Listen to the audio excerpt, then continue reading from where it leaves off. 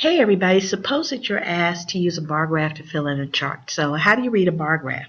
Well, pretty much the thing about reading a bar graph is you need to find the point on your bar graph that you need to read from, and then you just need to follow it over to the axis that contains the value that you need to complete the chart. So in this particular one, we've got a chart that says the hours after beginning work and the average number of widgets made. So pretty much after 1 hour after beginning work, how many widgets were made, or what were the average number of widgets made. After being at work 2 hours, what were the average number of widgets made? Well, you know what? If they made on average 500 widgets, how many hours had they been at work? If they made on average 700 widgets, how many hours had they been at work? So here, let's begin. So what were the average number of widgets made after being at work for 1 hour? Well, we come over here. Again, notice how the axes are labeled. Number of hours after beginning work, and here the average number of widgets made. Now, this is basically a frequency value, okay? This, however, is just a label. All right, so we can't add or subtract or anything. So in other words, we can't say that after 5 hours of being at work, we take the value for 1 hour of being at work and take the value for 4 hours of being at work and add those two frequencies together and find out, oh, this is the number of widgets that they've made after being at work for 5 hours. No, that may or may not be true. But we don't have that information, so we can't reach ahead and make that assumption. So let's complete our table.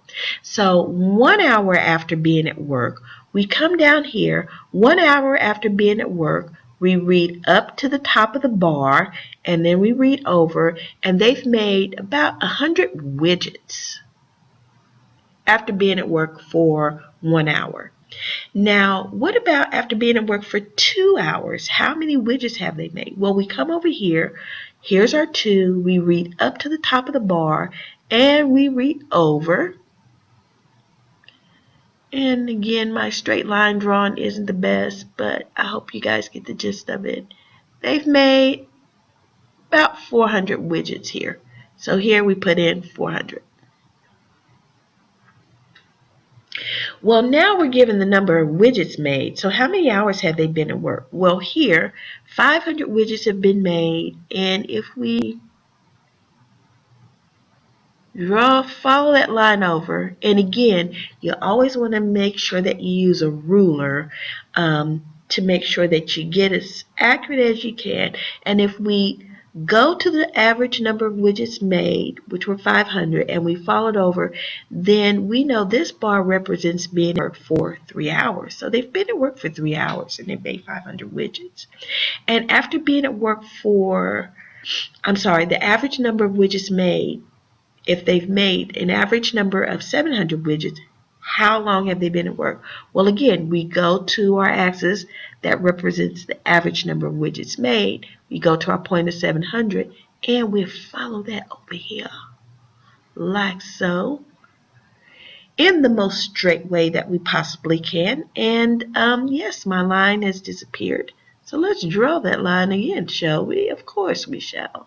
And we find that it touches the top of this bar, and if we go ahead and if we read down, they have been at work for 4 hours and they have made 700 widgets.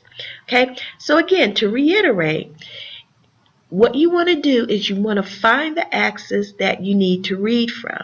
So in our table, they want to know the average number of widgets made after 1 hour. We go down here where the axis is labeled hours after beginning work. We find 1. We read up to the top of the bar. We read over to get the value for the average number of widgets. That was 100. If we're given the average number of widgets, okay, in other words, if you're given a value in this column, and you need to know the value in the other column, then you go to the column where you know the value of. So here we're asked for the average number of widgets made. And so if they made an average of 500 widgets, we go up here. We go to the column where it says average number of widgets made. We go to our value of 500. We read over to the tippy top of the bar.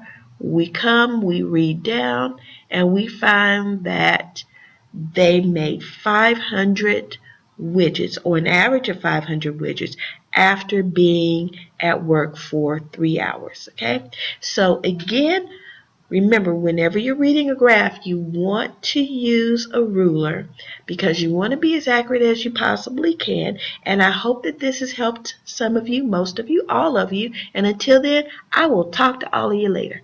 Bye.